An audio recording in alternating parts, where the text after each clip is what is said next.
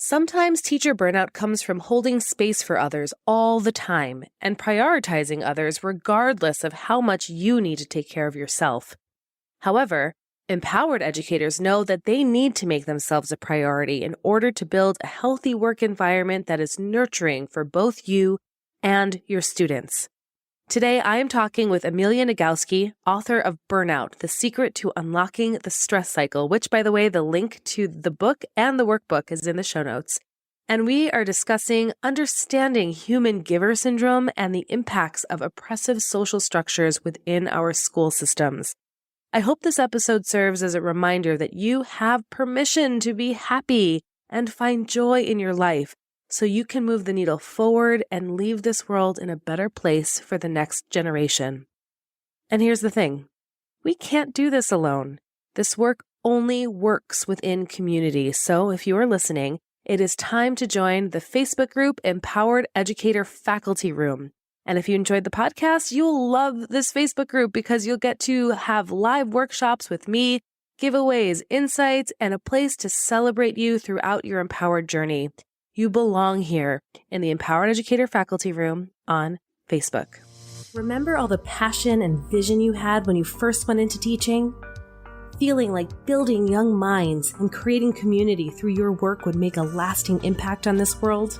Well, those days may feel like they're behind you now because you're exhausted, stressed, and overwhelmed and frustrated, but I'm here to tell you it doesn't have to be like this. In fact, the love of teaching never really went away, but it absolutely needs transformation. Welcome to the Take Notes podcast. I'm Jen Rafferty, former music teacher, mom of two, and certified emotional intelligence practitioner, and I'm here to light the way for you. In order to create a generational change for our kids, we need to shift the paradigm away from the perpetual stress and overwhelm and into a life of joy and fulfillment. This is Education 2.0, where you become the priority, shift how you live your life, and how you show up both at work and at home. So take a sip of steamy morning coffee and grab your notebook. It's time to take notes. Hi, everyone. Welcome back to another fabulous episode of Take Notes. I'm here with the incredible Amelia Nagoski, who is the co-author with her sister Emily of the New York Times bestselling book, Burnout, The Secret to Unlocking the Stress Cycle and the Burnout Workbook. She has a doctorate of musical arts, and her job is to run around waving her arms and making funny noises and generally doing whatever it takes to help singers get in touch with their internal experience, which I can completely relate to. That's what my mother thought I did for very many years. She lives in New England with her husband, one cat, and two rescue dogs. Thank you so much for being here, Amelia. It's my pleasure. Let's just dive in. Can we just get in it? Because we have such a short amount of time and so much I want to talk about. Can we talk first about giver syndrome and how teachers, especially teachers who are women and teachers who are women and also parents, that's like the trifecta, right, experience this idea of giver syndrome? What is it and what does that mean? It comes from a book called Down Girl, The Logic of Misogyny by a moral philosopher named Kate Mann. And Dr. Mann, as a moral philosopher, posits a world in her book where there are two kinds of people: human beings who have a moral obligation, because she's a moral philosopher, they have a moral obligation to be their humanity, to live it, to express it, to acquire whatever resources are necessary in order to accomplish that goal. And the other kind of people are the human givers, who have a moral obligation to give their humanity, their time, their lives, their bodies to others, but in particular, the human beings who are entitled to everything the human givers have to offer, and even more than they have to offer.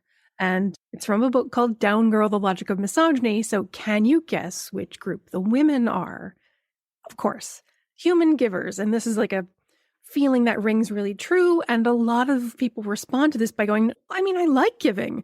I feel like it's my purpose in life to share and to support the people around me.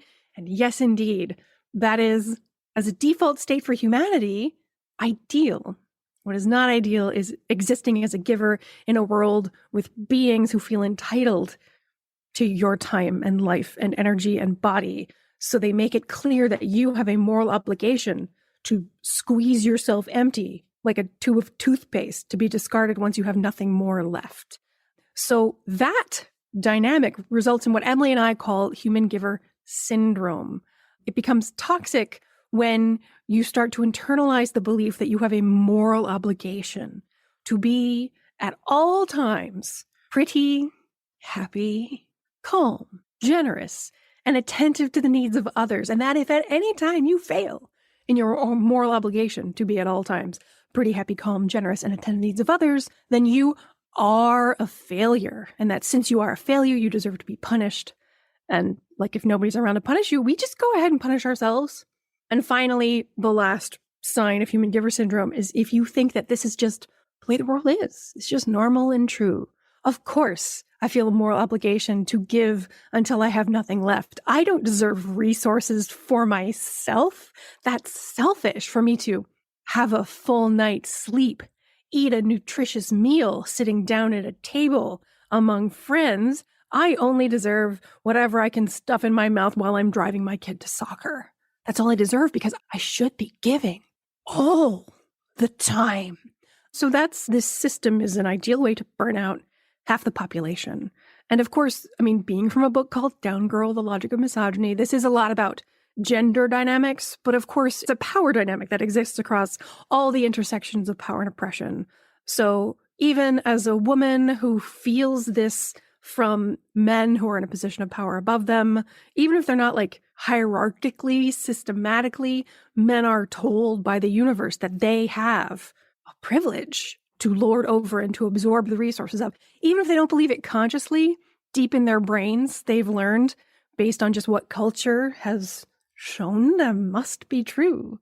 And the other side of that, like for the people who are told that they must be in power, they must be in charge, they must be at all times brave and ambitious, that's also toxic and dangerous for them. But the truth is that for teachers in particular, even men who are teachers are working in a field that is historically dominated by women, is considered women's work. It is not often that a man teaches in a school and does not experience the same kind of like misogyny-based demands where parents think you're a teacher, you owe me everything that you are. You need to put your maternity leave on hold so that my child doesn't experience the dystopia that would be a substitute teacher, right? So human giver syndrome is the belief that you have a moral obligation to give until you have nothing left. And it does not exist because generosity is dangerous. It exists because there is a dynamic in the world where some people genuinely feel entitled and will teach you that you only deserve to give resources and you don't deserve to take any for yourself. Yeah, and this is so loaded, and there's so many places we can go with this. But first, I just want to, this is in the air that we breathe. Yes. Right. I mean, it is in the messaging that we get in the interactions at the grocery store, from our parents, on TV. And so this is a generational idea that has been perpetuated since the beginning of time. Right. And so waking up to this one day and realizing, oh my gosh, and having confusing and conflicting feelings about that, that's a totally normal thing. Oh yeah, you're going to have feelings about having been kind of indoctrinated into human giver syndrome. And part of you is going to be like, but I love giving. It feels so good to give. And then you're also going to have feelings about like, no one has protected me from this. And there's going to be some rage and some resentment. And you're going to need help. You're going to need other people who care about your well-being as much as you care about theirs to share this experience with and to remind you that you deserve sleep and food and a space to cry and also permission to laugh your ass off. Yeah. And we don't prioritize that because we think we're not worthy of it. Not consciously. People are going, well, I know I'm worthy. But like all the books you've read, every TV show you've seen, like the nature of the office of the presidency of the United States teaches us that women don't deserve power, that they're not capable of holding power. Yeah, it's so deep down, and we have to spend some time unearthing it. We do, in community, for sure. As you mentioned before, this is not a solo job. No. Not a solo job. Yeah, we actually say over and over again in the book that the cure for burnout is not self-care. the kind of like stress that like eats away at your physical health that feels like burnout is the cure is all of us caring for each other. None of this can be done alone. It's not possible. It needs to be done in company and with care. Right. And that is something I also very much believe and foster in the communities that I work with too, where we all need to do this introspective work to wake up and realize, okay, what's possible for me? But it can't happen alone because of all of these feelings that we need to process through. We're humans and we definitely need each other. And it's messy. It doesn't always feel good. Yeah. I'm so glad you said that. There's way too much messaging that as you heal, as you become less of a human giver, as you take up your own potential and believe in your own power, that you're going to just start to feel so much better, like right away. No, man, healing hurts. Right? Once you break your leg does not feel good again until it's whole.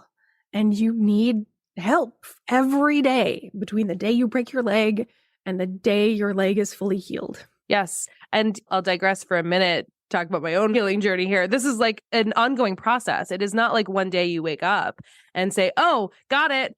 I'm good now. Every time there's a new thing, there's a new growth point, there's a new expansion, there's a new awakening or realization.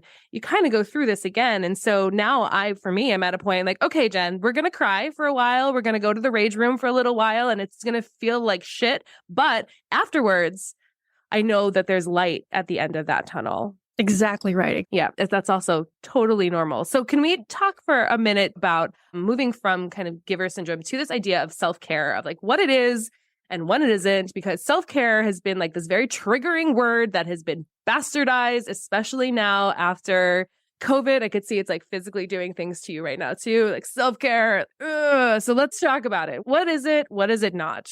Self-care, the phrase self-care comes from a community of psychologists who are dealing with people who cannot keep themselves clean and fed because of mental illness, because of cognitive challenges. But self-care is keeping yourself clean and fed, taking your medication, paying your rent and all your other bills. That is self-care, is maintaining yourself. It is not like bubble baths and pedicures. It's not what it is.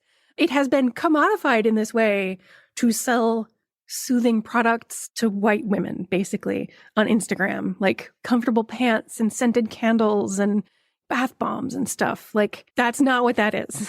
Keeping yourself actually physically supported is self-care.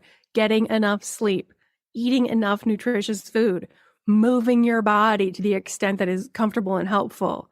This is self-care. It has nothing to do with pampering or indulgence or luxury. And I think I'm glad you used that word because when we conflate taking care of yourself with indulgence, that's confusing and mixed messaging. Because then we start to feel like, oh, allowing myself to take time to move my body in a way that's healing is now indulgence. Girl, no, your body just needs to be a body. And bodies are built to move, so it's a primary human need. Oh, I've lost track of the number of women who have told me they feel guilty for sleeping. And sleeping is not an indulgence. It's not a luxury. It's a basic human need.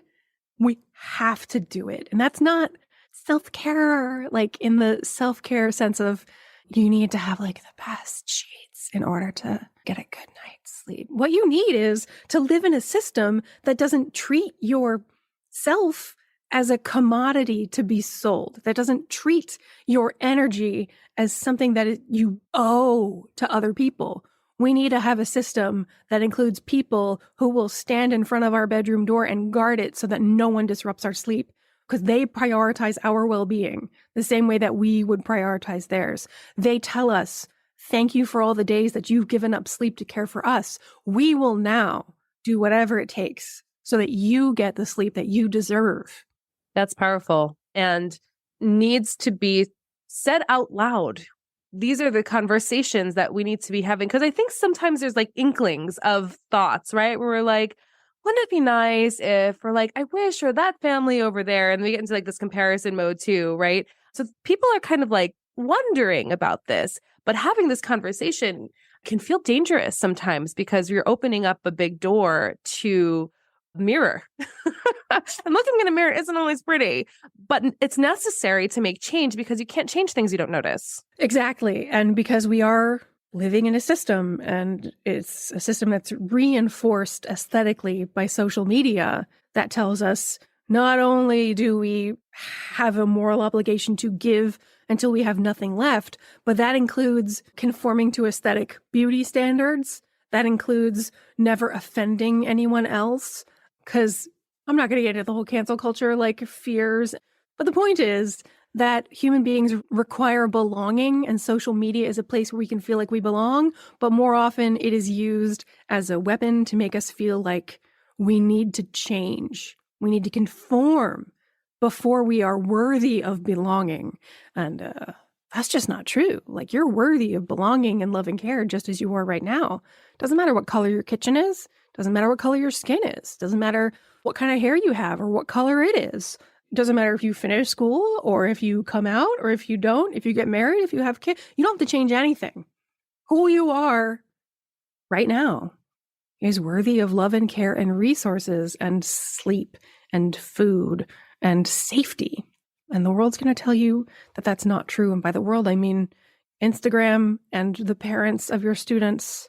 They're not all going to believe it, which is why the cure for burnout is all of us caring for each other, because it requires you to have a bubble around you made of the people who care about your well-being as much as you care about theirs, so they can remind you that you deserve those resources, and that those other voices who tell you that you must change, that they are wrong, and that they're predators who are trying to reduce you and to disempower you and to keep you in your place. And that if you want to create change long-term in the world, you need to stay well. And that does not involve sacrifice until you have nothing left. Right. So let's stay there for a minute, because that's kind of where I was going to about generational change, because that's what I'm interested in. Things are fine right now. We can make changes for us now, but the real change happens when the kids that are around us watch us make change. And so what kinds of things can we explore here when you're talking about generational change?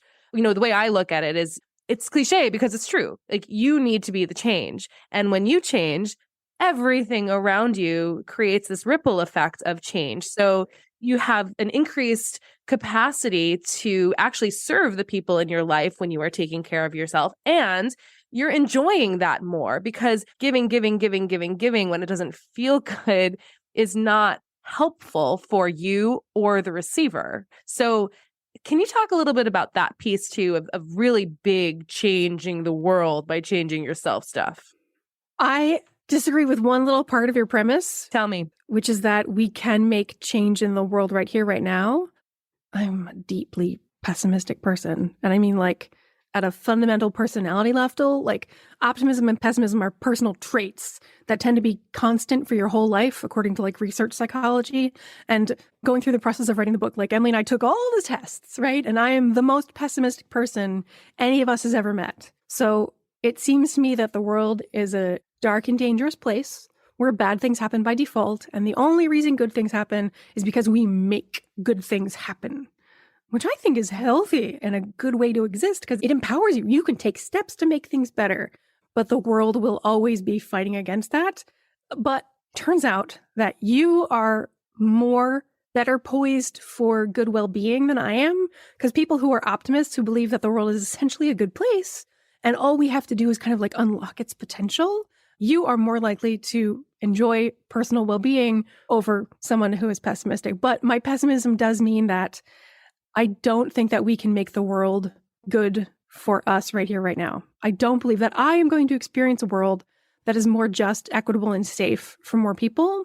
I believe that it is my job to throw myself under a bus, to lock myself to the tree, or whatever the sacrifice metaphor is. It is my job to stand in front of the onslaught of bigotry and misogyny that everyone will have to experience. But if I serve as a shield between my students, the generation who's coming after me, then I can help make space for them to stay strong enough and healthy enough, and maybe break down the enemy a little bit so that I will make the world a better place for the people behind me.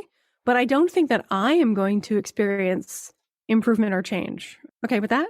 I mean, it's a hard truth to face, but I don't think that I'm going to be the recipient of my own actions' care. However, I am the recipient of the care of the generations before me. They stood in the crossfire so that I could take a few more steps than they did, you know? The feminists, the Betty Friedan, Gloria Steinem, Shirley Chisholm, Audre Lordes of the world sacrificed and stood as active proponents against the forces of oppression and toward the good of everyone for social justice, calm, safety. And they did not benefit when they did it. But I am a beneficiary now, and that gives me an obligation to stand where they were a few steps further than they got so that the people behind me can stand a few steps further than I get. Does that make sense? Sure does. So I have a question now for you. What does that shield look like? Bravery, willingness to be harmed, which I, thank God, have the capacity to do because I have learned. I was hospitalized 15 years ago for stress-induced illness. And in that past 15 years, I have focused on learning what the impact of oppressive social systems is on the well-being of individuals. And I have learned how to keep myself well in the face of the white supremacist, cis heteronormative, exploitative, late capitalist patriarchy. And because that gives me so much resilience, I have the capacity to be that person. Did I answer the question or did I lose track? You answered the question as to how you can be that person. Oh, okay. But I want to know, like, what does the shield look like? Because when you use the analogy of like tying yourself to a tree and standing in front of the bus. I was trying to talk about like social justice actions that people have taken. Yeah, but it's all connected. It's all the same. We are waking up and moving forward in a way that is standing against the oppression, whatever that looks like, even human giver syndrome, right? So I'm with you. My question is, what does that look like? What is your shield? Here you are as Amelia Nagoski, who has had all of this lived experience, who has done all of this work, who has gained all of this knowledge, who is now sharing this out to the world. Is that your shield? There is definitely a place where it's just me doing the work I do. I talk to a lot of corporate audiences about burnout and supposed self-care, and I do preach freedom to the oppressed. I talk about the necessity and the power of unionization, the role the government plays in actively suppressing individual protections, the social safety net. I definitely talk out loud and do not mince words when I talk to the employees of a large corporation that is openly taking anti-union steps and saying out loud that the cure for burnout is not self-care, it's all of us caring for each other. And as Cornel West says, justice is what love looks like in public. So honest to God, unionization is part of the revolution that will create safety and reduce the health impacts of stress in the population. That makes sense. The reason why I ask is because if you have a shield and you are clearly so passionate about it, and in knowing what your shield looks like, how do people then create their own shields? That's really the question. Is here you are so passionate about okay, this is my role here. I am literally standing in front of a bus. And with that comes it's got to be very intentional things. And maybe it's not intentional. Maybe it's just you being you. And this is the role that you are in and have embodied. But if there are people who are listening who are yeah, I feel like I want a shield too, because not only do I want to wake up to my own power and feel empowered in my life, but I also want to be able to stand against and protect those that are coming after me. What does my shield look like? That's why I asked the question. That is a fantastic question. That's going to vary so widely among people, because the most important thing is that whatever you do for the world, it has to be something that fills you with joy, right? That feels meaningful to you and connects you to something larger than yourself. So there's a quote from Howard Thurman, which is, don't ask what the world needs. Ask what makes you come alive and go do it. Because what the world needs is people who have come alive. That's it. I think that's your shield. That's your shield too. Yeah. Oh, for sure. And maybe I just forgot how I got here, because I think you're right that a lot of it is I have fewer inhibitions than a lot of people. My personality has some intensity that kind of cuts through and resists being blunted by social expectations, which is, I know, is unusual. I'm actually autistic, so like it's definitely related to that. And so for other people who feel more of like a connection to the wider community and the sense of belonging and the need to like fit perfectly into the system that they're part of, and they enjoy that. Whereas I've never felt that, and I've always only pursued the things that made me feel like I've come alive. But I think that's the secret sauce, right, Amelia? Like when you find the thing that brings you joy and makes you come alive, that's everything. And here's, I think, this interesting part that feels dangerous sometimes because we keep coming back to this word belonging, where yes, we are inherently belonging to each other as a human race, as just person to person, we are connected. But sometimes finding your joy and coming alive and waking up causes fear because the folks around you have not yet. So can we talk about that a little bit too? Yeah, that is exactly right. Because especially for women and other people who do not conform to the socially constructed ideal, which is a very narrow ideal that almost no one belongs to, we are told that as human givers, the thing that makes us come alive is only worthy if it is of service to other people, if it is supporting other people. If all it does is make us feel good, then that's selfish. But that social pressure is enough to keep people from recognizing or engaging with the thing that they find feels meaningful and important and fills them with joy, because then they feel ashamed of the joy because it's selfish. And how dare you? How dare you spend money going to a Star Trek convention? That's not good for anyone. Do you know the carbon footprint of the flight you will take to get to that Star Trek convention? All that polyester you'll be wearing? How dare you? Except that when you're there, you feel connected to this community who believe in this hopeful story where it's problematic, but the hope that's behind it is of a universe of equity and justice and limitless boundaries.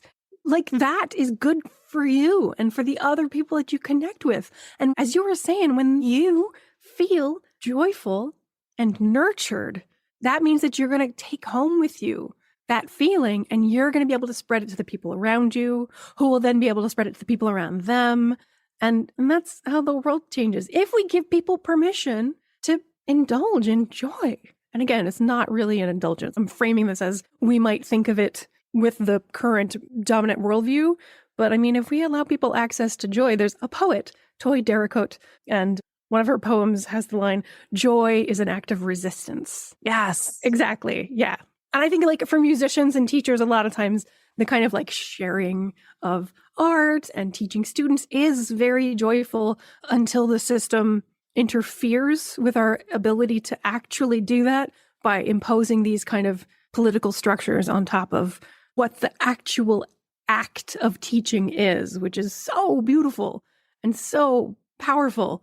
And then we have to like conform to a very specific and arbitrary curriculum that was decided by a politician who has never been in a classroom since he was 18, who has never thought about who a teacher is, except from the perspective of being a student or being the parent of a student. And therefore they see teachers not really as people or as educated, or they see them as like oppressive authority figures who don't deserve to have that authority. Like, again, I think I've lost track of the question, but the point is, yes, joy, and we need to allow people. Yeah, no, I'm tracking with you. It's a lot. And what I'm getting at, and I love how articulate you are, and I love how you're bringing in a lot of these other philosophers and writers who have studied this in all these other areas outside of teaching because it's so relevant. It's not one thing. This is not one thing. This is such a complicated amalgamation of generations of crap and intergenerational oppression and not just misogyny and politics, but family dynamics and value systems that have been set just because of where your parents, grandparents, and their parents were in time. And so now we're kind of this product of all of this drippage. Millennia of drippage. Millennia of drippage. That sounds gross, but true. I have like a nice visual happening right here. Me too. Right. But this isn't just one thing. And I think that goes back to what we were talking about earlier. This is the reason why you can't just wake up one day and be like, oh, I figured it out. I got it now. Yeah, exactly. It is in our DNA. And there are things that are going to happen in your life and your interactions, both at the classroom and at home, that are going to be confronting to the joy, to the wanting of the joy. And that's, I think, a part of an acceptance of this process. That's an important piece of moving through it. And you may very well wake up one day and be like, oh, I got it. And then you encounter the world and the world says, no, you don't. And you're like, yes, I do. And so it's this constant, you will never be left alone by the wider world telling you, no, you don't. And you don't deserve this. And so you always have to keep fighting. I mean, so we say in the book that wellness is not a state of being. It's not a state of mind. Wellness is the freedom to oscillate through all the cycles of being human. And that means from independence to connectedness, from effort to rest, and from like fighting to kind of like going with the flow, from resisting to taking a break and letting others take up the mantle for a moment while you just chill out quietly in your room. But yeah, you may wake up in the morning and be like, yeah, I got this. I understand. But you're always going to have to keep facing the system that says no.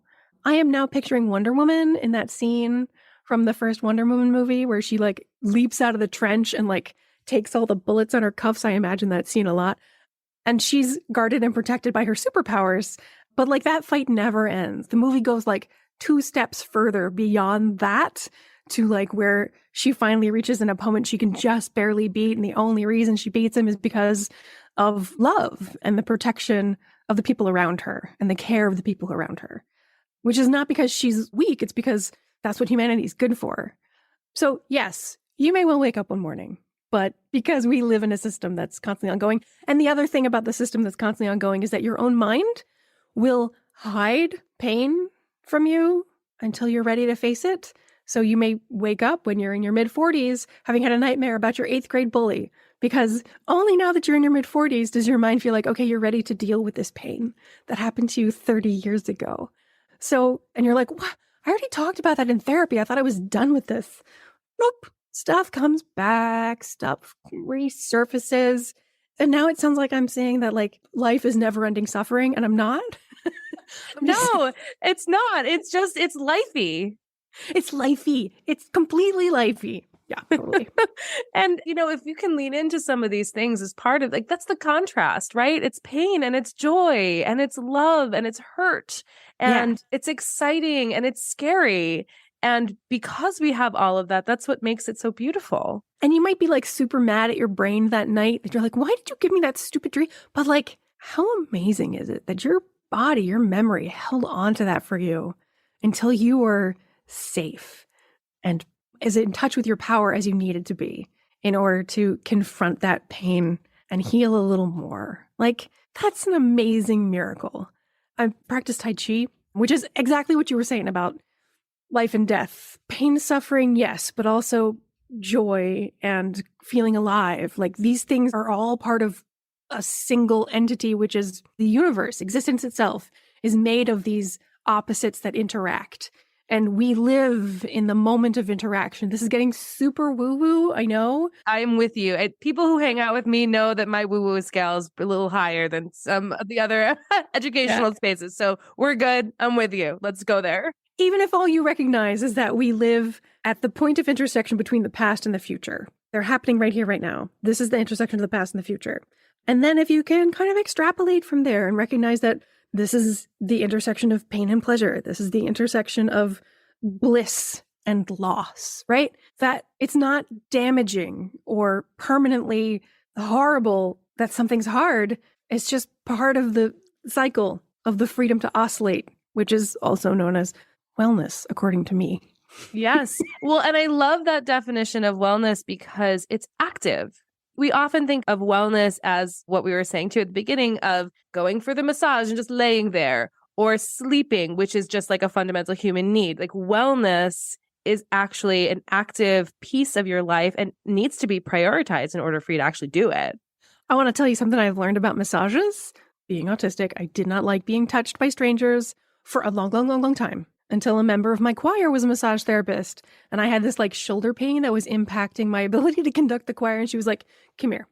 And what I learned is that a massage is not passive. Like when you get a really good massage, it is a partnership. You and the massage therapist moving your body and finding like where the points of tension are and working together to move and breathe and release whatever the tension is. So even like our understandings of what sleep is not static either.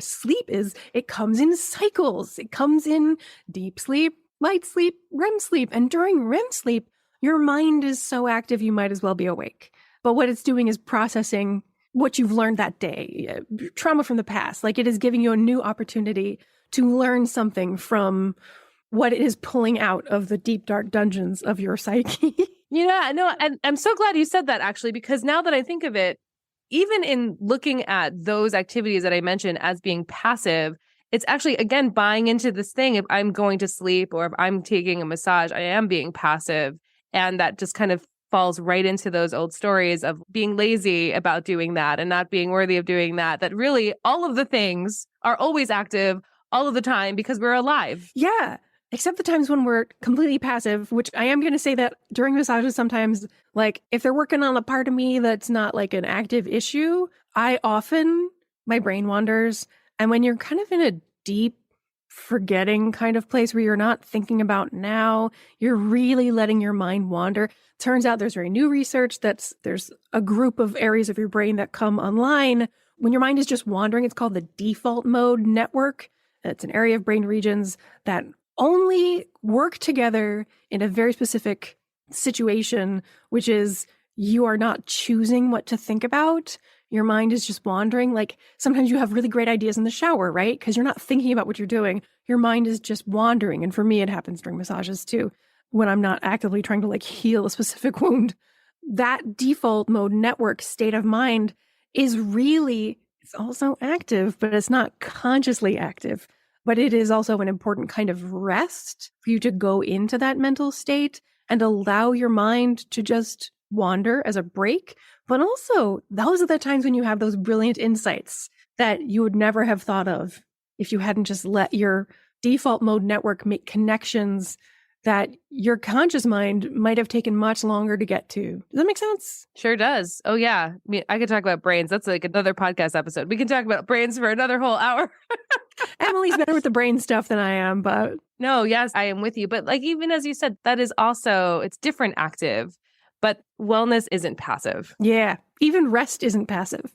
Right. I do appreciate that reframe because I think even the way I was thinking of it wasn't as inclusive as I think it actually is. Okay, first I want to like backtrack on your own like feeling of reframing because wait, hold on, you were saying that it's not just passive, but I feel like now I have tried to make things like rest and staticness feel like, you know, oh, you're saying that it's just late. No, I am not saying that like it's lazy to be passive or that it's bad to be passive. Being passive is part of the cycle. Like you're built to oscillate. And like, I don't want to make it seem like I'm saying, no, nothing's passive and passiveness is inherently less valuable. Passiveness is also valuable and valid and good for you. I think that's important to talk about because there are all of these other ideas of what even that word passive means, right? Because laziness all of a sudden gets associated with passive.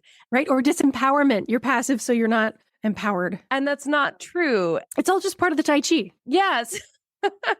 Yeah. And that oscillation, which is just a natural cycle of, so, you know, sometimes we get stuck in the semantics because it is associated with other words that bring up some other connotations. Yeah. Which is why talking about things is so hard. Because it's stupid words and their stupid meanings. Oh, so many words. I know. Everything needs a rebrand. That's what we'll do. Yeah. Every word will only mean one thing and will not be associated with any other things. And therefore, no one will ever misunderstand or misinterpret what we say, ever. That sounds like a great idea. No one will feel insulted because we didn't say what we wanted to clearly enough because there's... And then there'd be no art. I know. And then music and like all the nice things and good conversations, but stupid humanity is so inconvenient. No. And inconsistent. Yes. But this is what makes, I think, having these conversations on this kind of a platform so important to, at the very least, make it safe to have them. Yes. We have to say the words. We just do. That's how we create bigger shields. Yeah. Some people don't like talking. Some people find their joy in the talking. It's important that the people who feel alive when they do the talking, it's important that they do that so that the rest of us can be like, yes, thank you for saying that thing that I already knew, or thank you for introducing me to a topic I've never considered before. It's important. Thank you for doing this work, by the way. Oh, thank you for saying that. I received that. It is something that brings me immense joy. Perfect. So now I need to ask you the big question. What is your dream for the future of education? Justice and equity, specifically for teachers, so that they are paid what they're worth. They are paid like CEOs. I mean, remember when the pandemic first started and the parents, Shonda Rhimes was like, every teacher should be making $1 million a year? What happened to that? What happened to us appreciating what teachers did? And basically for teaching to lose its stigma as being women's work or the work of people who don't know how to do anything else, but rather that is a highly skilled job that also requires an intense amount of labor of the heart as well as the mind and the body. Jesus, teaching is exhausting. Here's a political issue. I think that education should be the basis for all government decisions. I think that with good education, all the other problems solve themselves because you've got an educated, thoughtful population, people who are media literate, people who are critical and analytical and use their higher order thinking and are less likely to misunderstand and miscommunicate or be closed-minded about ideas that are new to them. So I think education should be the guiding principle of all government. I think teachers should be paid more than they are now, about 4 times what they are now, at least. And that they're protected and valued and honored and treasured by parents the way that parents felt on day 74 of quarantine, the suffering that parents were feeling that day, and the gratitude they remembered about teachers. I want them to hold that every day. Thank you, teachers. I can't believe you do this work. I can't even imagine doing it myself. It's amazing. And I want to take down all the boundaries that make that difficult for you. I feel like that was a very wandering answer, and yet maybe I got the point across.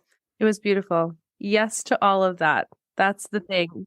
Because my feeling is, and the reason why I asked this question is when we are able to articulate our dreams, and I am an optimist, all the way on the other side of that continuum, by the way. I can tell, yes.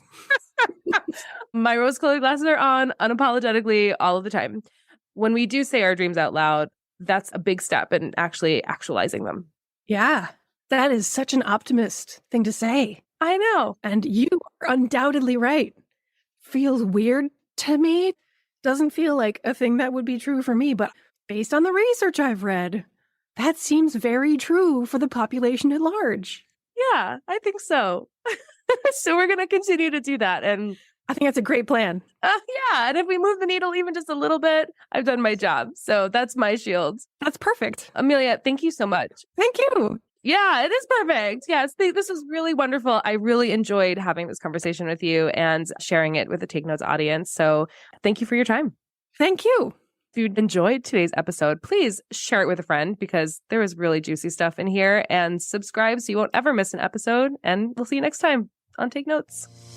Incredible, right? Together, we can revolutionize the face of education. It's all possible, and it's all here for you right now. Let's keep the conversation going at Empowered Educator Faculty Room on Facebook.